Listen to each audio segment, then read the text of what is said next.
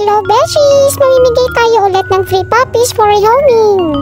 So ito nga po at nanganak na naman po ang aming toy poodle na si Masha ng 6 na healthy puppies. So meron siyang 2 male and 4 na female na puppies. As usual, ang nag-iisang pogi po namin ang tatay na mga puppies niya, si Lucian the Pogi Shih Tzu.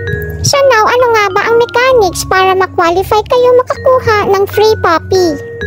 Kailangan naka-like and follow kayo sa aming Facebook and Instagram account. Dapat naka-follow din po kayo sa aming TikTok account and naka-subscribe naman kayo sa aming YouTube account. Kailangan nyo rin pong mag-comment kung bakit kayo po yung deserving na makakuha ng free puppy.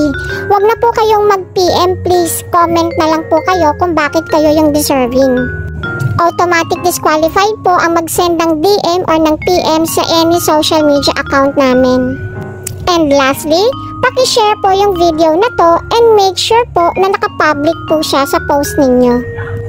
Ang announcement po natin will be on September 15. Pwede pong isa or more than one ang manalo ng puppies. So, sali na po!